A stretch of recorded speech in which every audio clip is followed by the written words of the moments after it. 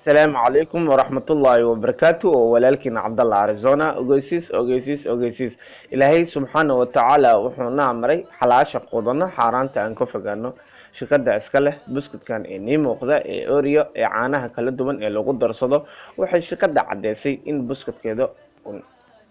xalaal ahayn uu xaraan yahay